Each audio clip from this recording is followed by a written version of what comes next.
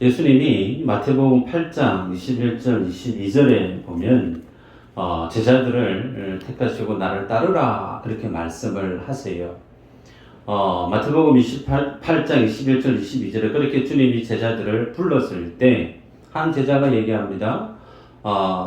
부모가 돌아가셨기 때문에 장사를 지내고 나서 내가 예수님을 따르겠습니다. 그렇게 얘기했을 때 예수님의 말씀이 죽은 자는 죽은 자로 장사하게 하고 너는 나를 따르라 그렇게 말씀을 하셨죠. 여러분, 예수님의 관점은 제자들이 이 세상에서 어떤 그 많은 일들보다 인생이 눈으로 볼 때는 급하고 중요한 일이 많이 있을 수 있으나 하나님의 관점, 예수님의 관점에서 비춰보면 예수 그리스도를 따르는 것보다 더 중요한 것은 없다라는 거예요.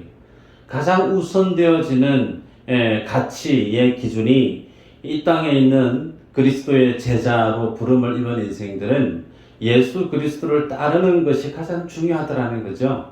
자, 그러면 그렇게 예수님을 따르라 그렇게 명하신 주님이 제자들에게 그렇게 주님을 따랐던 그들이 주고자 하셨던 것이 뭔가를 확인해 보면 요한복음 17장 24절의 말씀이 이렇게 되어 있어요. 아버지여 내게 주신 자도 나 있는 곳에 나와 함께 있어 아버지께서 창세 전부터 나를 사랑하심으로 내게 주신 나의 영광을 그들로 보게 하시기를 원하옵나이다. 이렇게 기도하는 내용을 보게 돼요.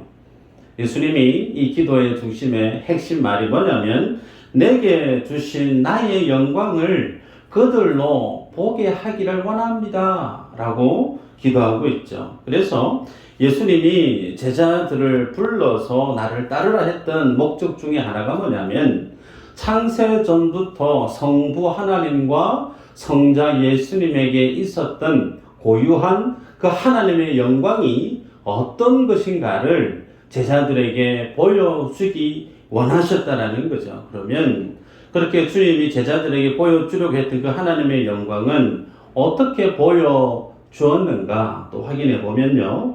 요한복음 17장 4절 5절 한번 읽어볼까요? 시작. 아버지께서 내게 하라고 주신 일을 내가 이루어 아버지를 이 세상에서 나누게 하셨사오니 아버지여 창세 전에 내가 아버지와 함께 가졌던 영화로서 지금도 아버지와 함께 나를 영화롭게 하옵소서. 자, 여기 보면요. 예수님은 제자들에게 그 주님의 영광을 보여주기 위해서 나를 따르라 그렇게 말씀을 하셨고 그 영광을 어떻게 보여주셨느냐면 방금 읽었던 말씀에 보면 아버지께서 내게 하라고 주신 일을 내가 이루어라는 표현을 하셨죠. 아버지께서 예수님께 네 일 해라. 그 일이 무슨 일인가? 십자가 사역이란 말이에요. 그 십자가의 일을 통해서 주님은 성부 하나님과 성자 예수님에게 있었던 그 하나님의 영광을 제자들에게 보여주려 하셨고 결국은 어떻게 해요? 예수님은 그 십자가의 일, 성부 하나님이 성자 예수님께 이 땅 가운데 보내셨던 그 일, 십자가의 사역을 완성해 내셨다라는 거죠. 자, 그러면 그렇게 주님이 하나님으로부터 부여받았던 십자가의 그 큰 일을 주님이 완성한 것과 그것이 주님을 따랐던 제자들에게 있어서 어떤 연관이 있는가 다시 한번 확인해 볼까요? 로마서 8장 30절 한번 읽어 보십시다. 시작.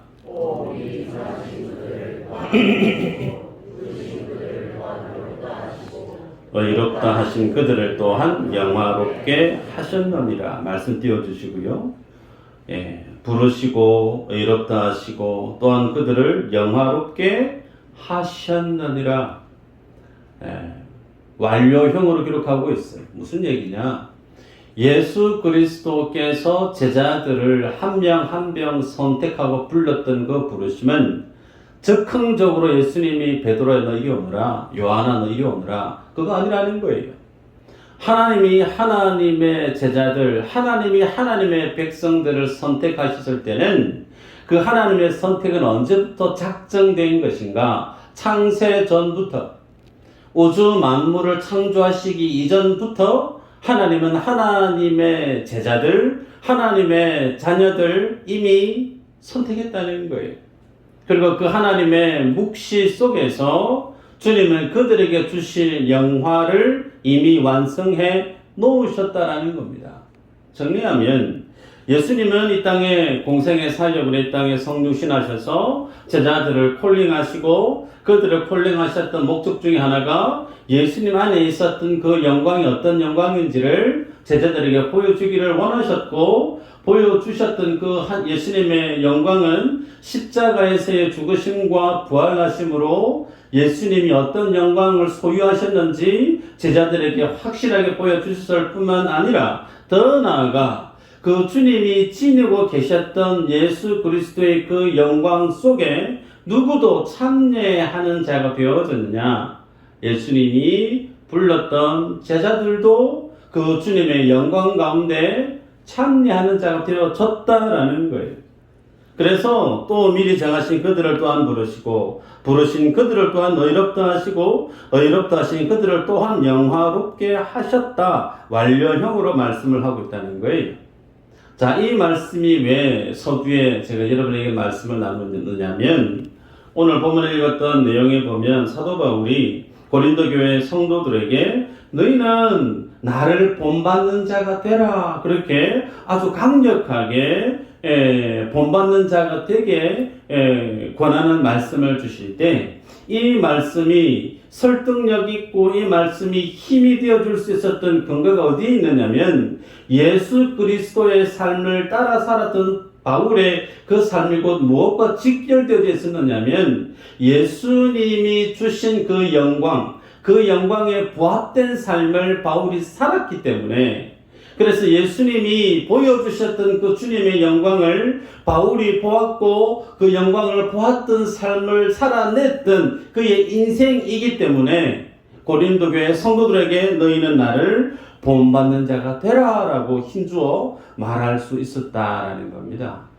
그러기에 오늘 이 본문을 보면서 조금 어려울 수 있는데 주님이 우리에게 주고자 하시는 말씀하시는 그 진리의 내용이 무엇인지를 깨달아 알고 그 믿음을 여러분의 믿음으로 여러분의 능력으로 주님 앞에 겸비하는 복된 시간 되기를 주 이름으로 축복합니다.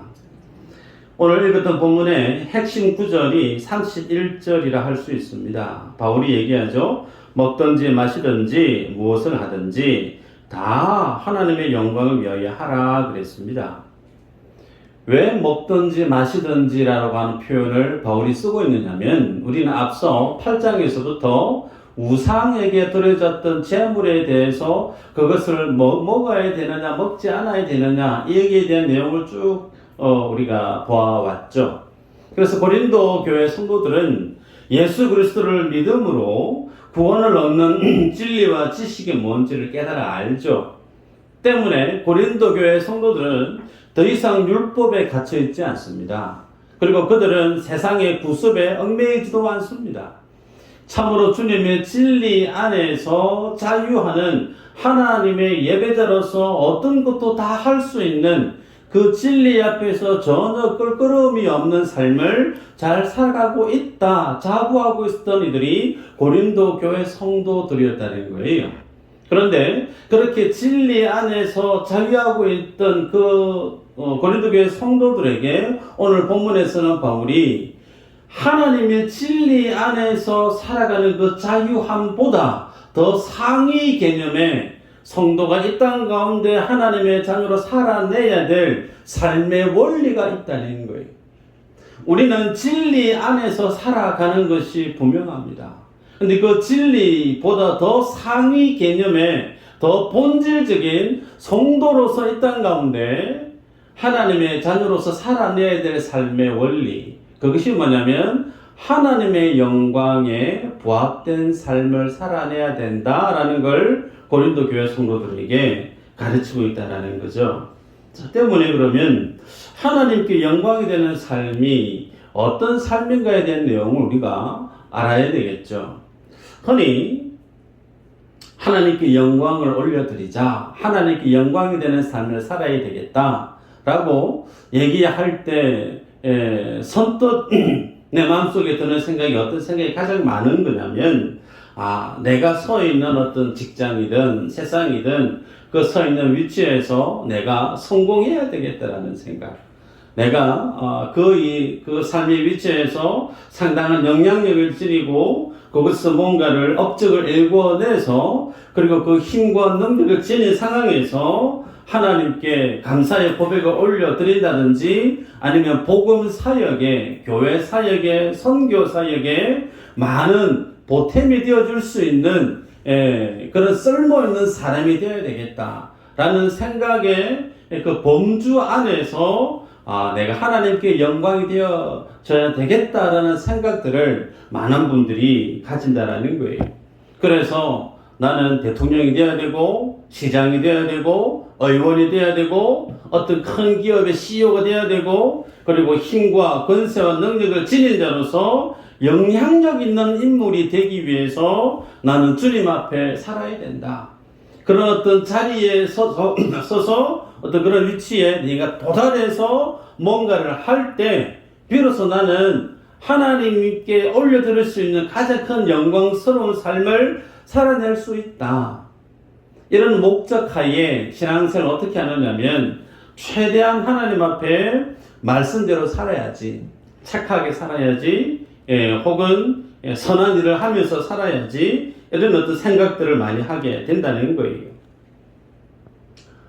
하나님이 복 주셔서, 하나님이 은혜 주셔서, 하나님이 능력 주시면 그 위치에 도달해서 하나님 앞에 올려드릴 수 있는 영광이 클 것이다 라는 생각들을 가지는 분들이 참 많다라는 겁니다. 여러분, 그러면 이런 생각이 과연 성경적인 생각이라 말할 수 있을까? 여러분에게 질문을 던지는 거죠. 만약에 좀 전에 제가 말씀드렸던 그런 생각으로 살아가는 것이 성경적이다라고 얘기한다라고 하면, 여러분, 우리들은 유대주의자들이 하나님 앞에 믿음의 삶을 살았던 그런 어떤 율법적인 잣대에 비춰보면 우리는 견줄 수도 없는 믿음의 수준으로 폭로당할 수밖에 없어요. 그러면서 개신교는 유대주의자들이 하나님의 말씀 앞에 한참 벗어나서 잘못된 신앙이다라고 정죄하고 있으면서 실제로 한국 교회의 한국 기독교 안에 일어나고 있는 모습을 보면 유대주의자들과 비슷한 맥락으로 흘러가고 있는 교회의 모습을 부인할 수가 없습니다. 하나님의 영광을 위해서라고 하는 명목하에 착하게 살고 충성하고 열심히 일해서 하나님께 복받아서 내가 어떤 그 위치에 서서 하나님 앞에 쓸모있는 삶을 내가 살아야 되겠다. 여러분, 잘못된 생각이라는 거예요.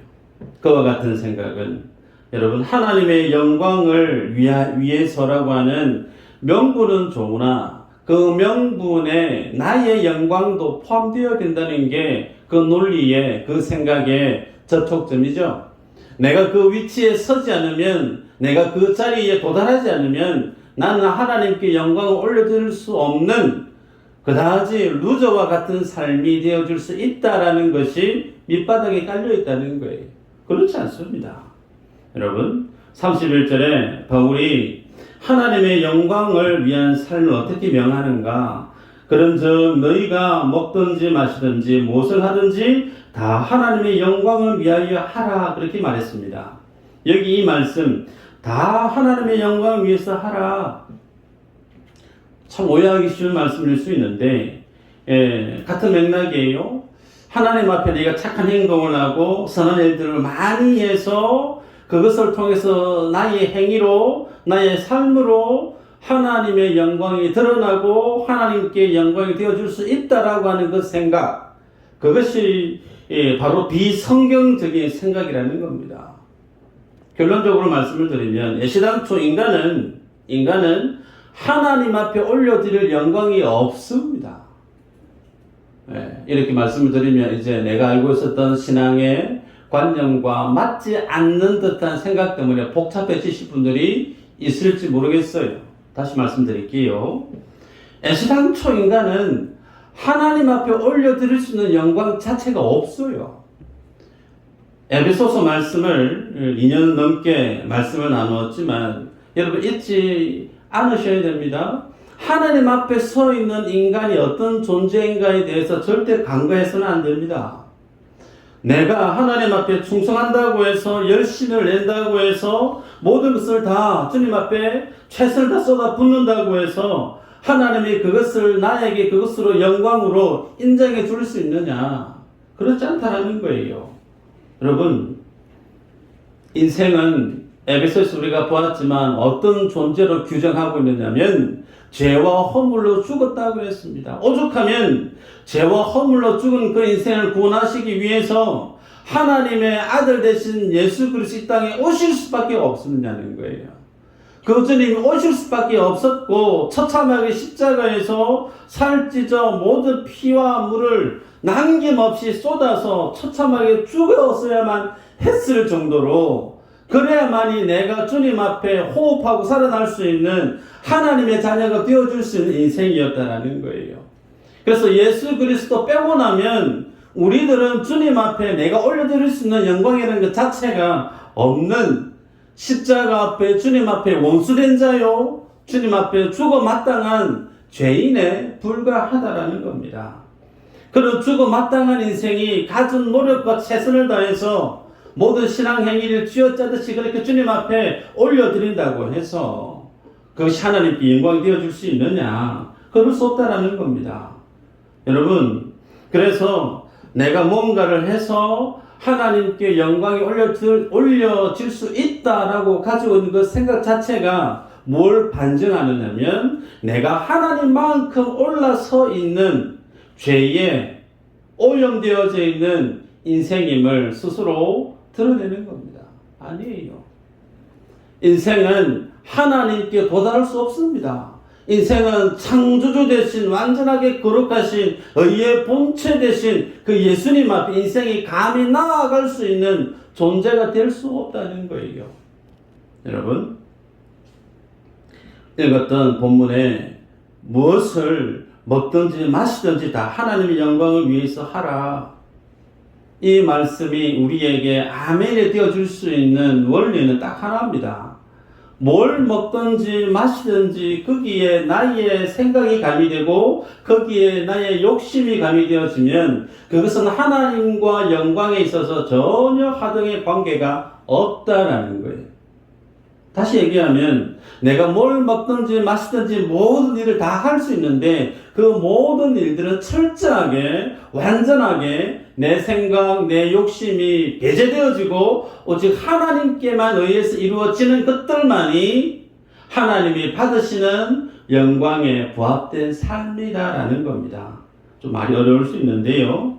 여러분, 하나님은 좀 전에 읽었던 말씀을 보면 창세 전부터 성부 하나님이 소유하고 계신 영광이 있으셨죠.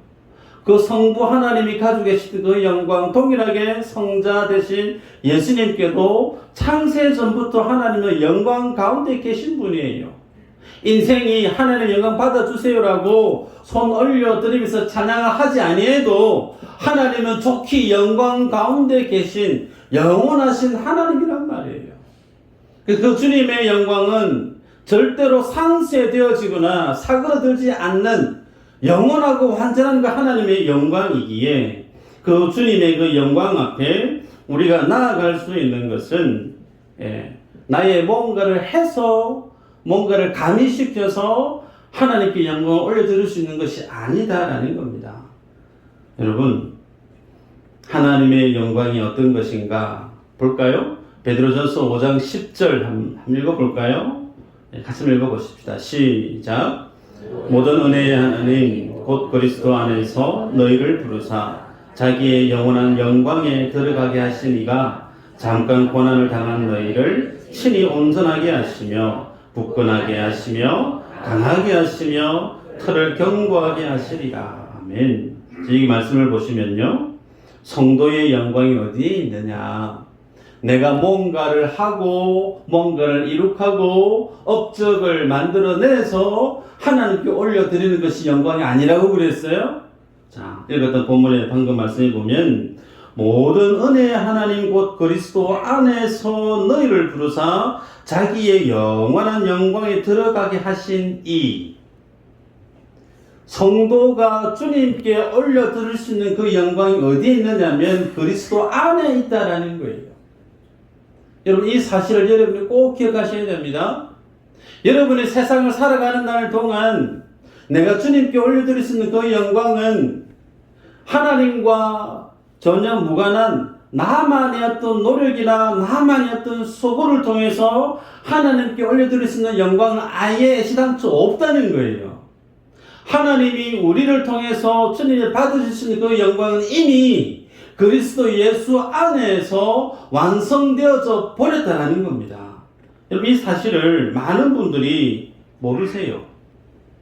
여러분 예수 그리스도 안에 있는 영광 그것만이 주님이 우리에게 보시고 그것을 받으실 수 있는 것임을 기억하셔야 됩니다. 자 그러면 예수 그리스도 안에 영광이 다 있다고 그랬는데 나의 그 모든 내가 올려드릴 그 영광도 그리스도 안에 다 있다고 그랬는데 그러면 하나님이 받으시는 예수 그리스도 그 주님의 영광은 어떤 것인가 확인해 보십시다. 빌립보서 2장 10절 11절 읽어보십시다. 같이 시작.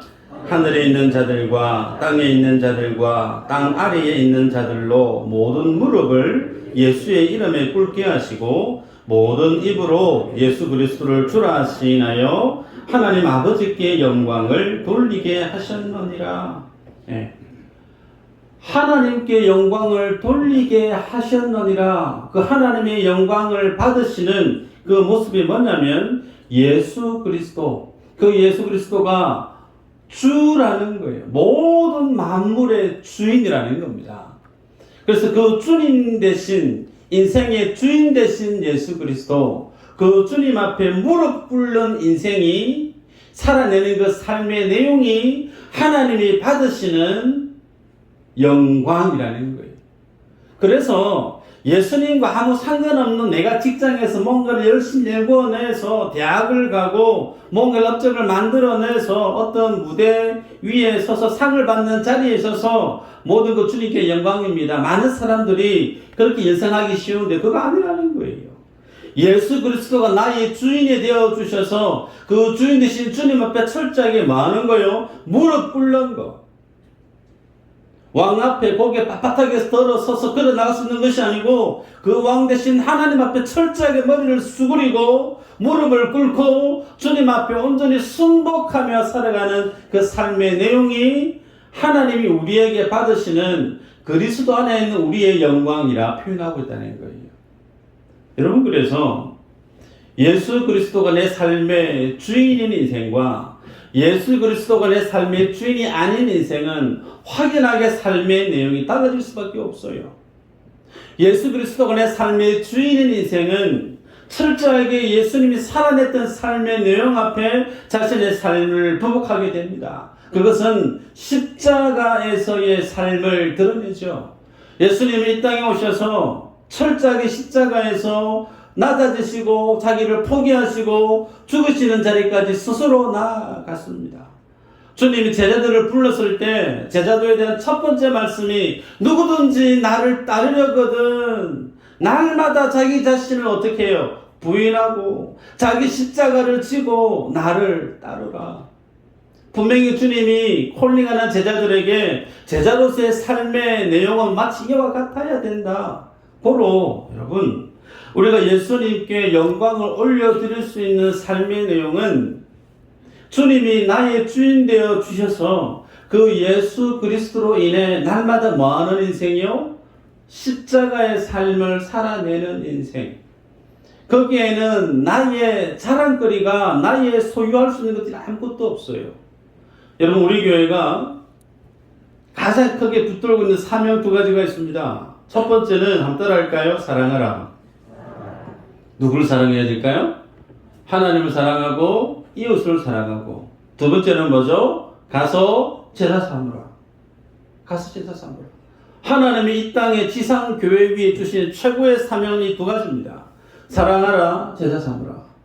여러분 제사 삼는 삶을 살아내는 인생, 그들에게 내 것이라고 할 수 있는 것들이 있었던가요? 없었습니다.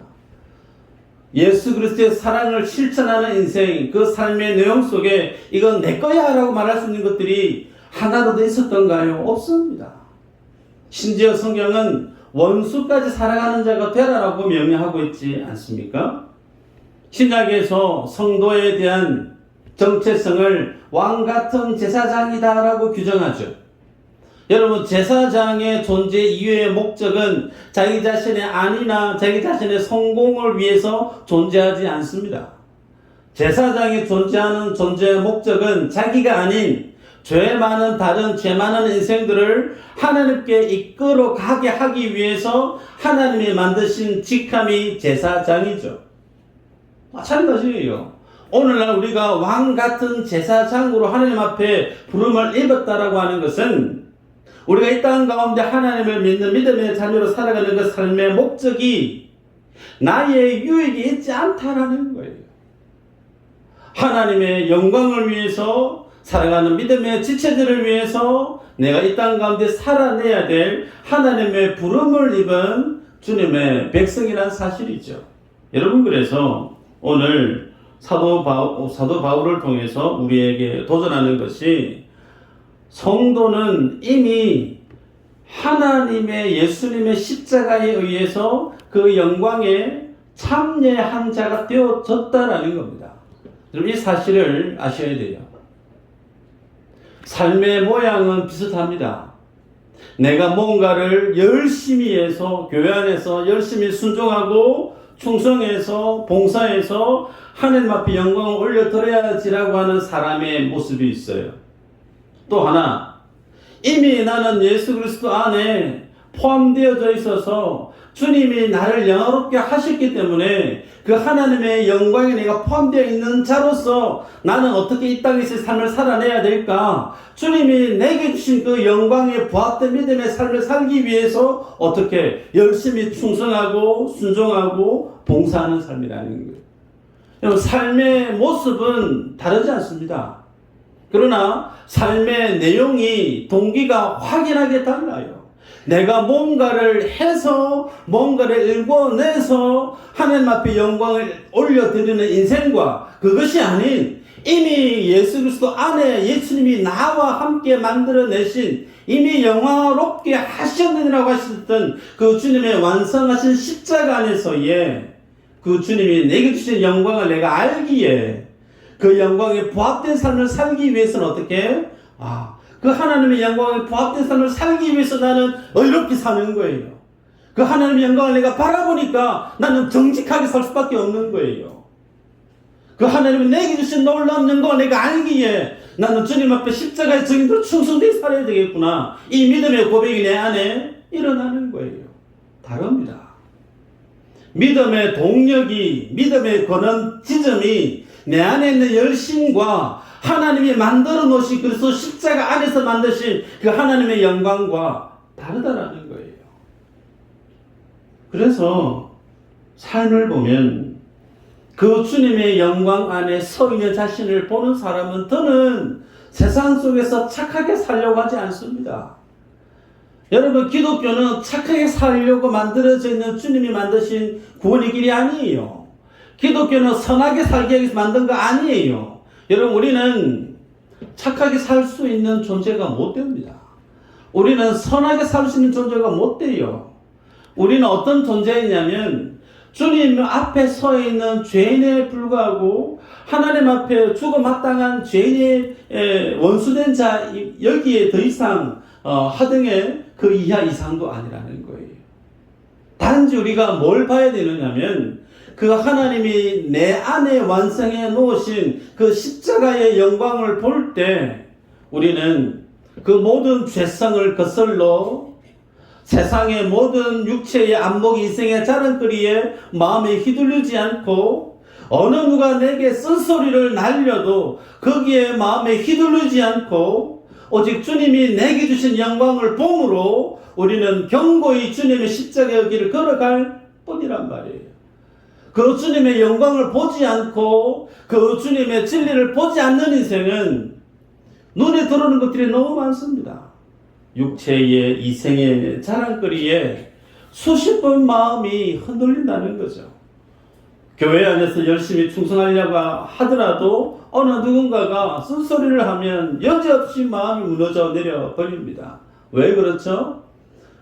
믿음의 삶에 동력이 어디에 있기 때문에 주님의 십자가의 영광이 있지 않고 내가 뭔가를 만들어내야 되는 나의 열심에 있기 때문에 그렇다는 거예요. 아닙니다. 우리는 내 힘으로 뭔가를 만들어낼 수 있는 능력이 없는, 예수님 빼고 나면 아무것도 없는 먼지와도 같은 이들이 우리들이에요. 이 사실을 제대로 알지 못하는 분들이 교회 안에서 뭔가를 열심히 하려고 그래요. 그러다가 잘 안 되면 깊은 영적인 슬럼프를 경험하게 되죠.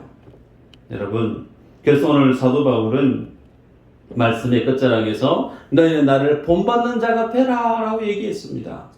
아무나 이런 말을 할 수 있을까? 심지어 그 말을 지금 듣고 있는 이들이 누구냐면 본인이 개척했던 고린도 교회 성도들이죠. 고린도 교회의 상황을 우리가 모르는 바가 아닙니다. 나는 게바파, 나는 아볼로파, 나는 바울파, 나는 그리스도파. 고린도 교회가 사분을 되어졌을 뿐만 아니라 사도 바울이 예수님께로부터 직접 사도로 세움을 입었음에도 불구하고 자기가 개척했던 교회 안에서 사도 바울을 사도로 인정하지 않는 분위기조차 있지 않았습니까? 그런 가운데 너희는 나를 본받는 자가 되라라고 했다라고 했을 때 그 얘기를 들었던 고린도 교회 안에 분위기를 좋게 짐작할 수 있을 겁니다. 니나 잘하지.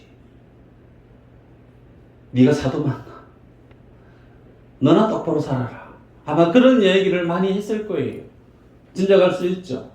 그럼에도 불구하고 바울이 너희는 나를 본받는 자가 되라라고 말할 수밖에 없는 이유가 뭐냐면 그 하나님의 영광을 바라보고 그 영광 앞에 서 있는 인생은 자신의 존재 목적이 자기의 유익을 위해서 존재하지 않고 하나님의 영광을 위해서 다른 이의 유익을 위해서 주님이 나를 불렀다라는 그 사실을 알기 때문에 철저하게 자기 자신을 부인하고 십자가 지향적인 삶을 살아야 됨을 그가 알기 때문에 그렇게 고린도 교회 성도들에게 너희는 나를 본받는 자가 되라라고 얘기합니다.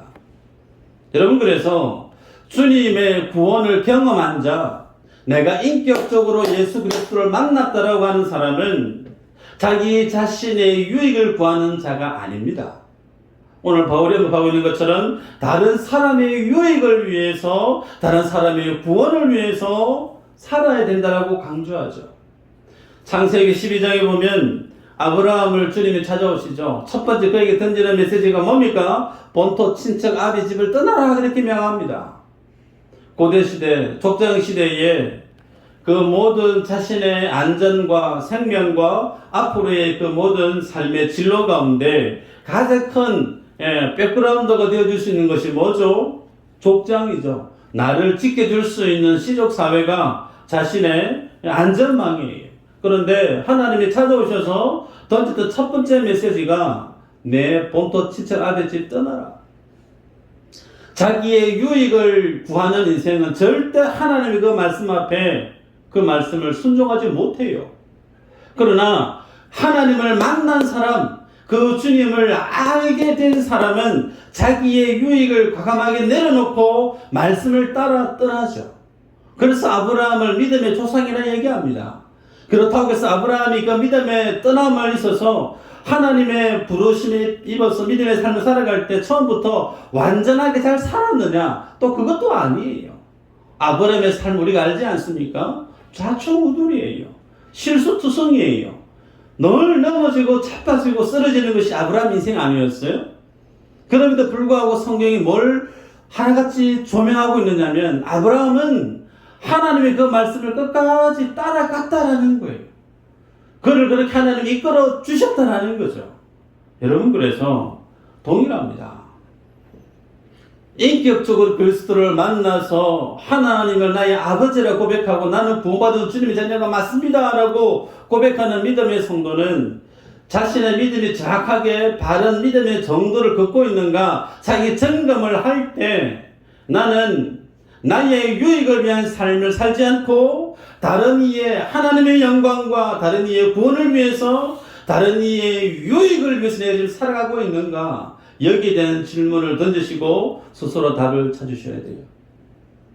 다른 이의 영광을 위해서 유익을 위해서 내가 살아가고 있지 않으면서 교회 안에서 얼마든지 일할 수 있어요. 땀 흘리면서 충성할 수 있어요. 그 가운데 다른 사람에게 인정받고자 하는 그런 욕심이 내 안에 있을 수 있어요. 그런 어떤 자기 안의 욕심과 자기 안에 인정받고자 하는 그런 어떤 욕심을 위해서 열심히 애쓰고 수고할 때 많은 일들을 할 수 있으나 감히 말씀을 드리면 그분은 주님이 그를 불렀던 그 믿음의 자리에 첫 걸음도 아직 떼지 않은 분이에요. 자기의 유익을 과감하게 벗어 던지고 다른 이의 유익을 위해서 주님 앞에 믿음의 삶을 살아낸 사람만이 할 수 있는 가장 성공적인 말이 뭐냐면 너희는 나를 본받는 자가 되라라는 겁니다.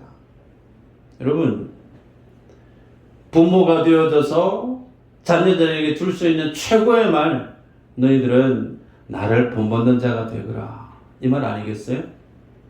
직장의 CEO가 직원들에게 줄 수 있는 가장 성공적인 멋있는 말, 당신들은 나를 본받는 자가 되십시오. 교회 안에서 목회자가 성도들에게 줄 수 있는 가장 확실하고 분명한 말, 성도님, 저를 본받아 주님을 예배하는 자가 되십시오. 이 말 아니겠어요? 주님은 이 고백을 하는 자로 우리를 이끌어가고 계세요.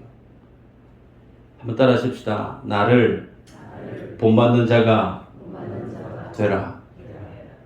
이 믿음의 고백을 여러분의 가정 안에서 할 수 있는 믿음의 아버지 어머니가 되시기를 축복합니다. 이 고백을 여러분이 섬기는 교회 안에서, 구역 안에서, 직장 안에서 할 수 있는 믿음의 인생이 되기를 주 이름으로 축복합니다.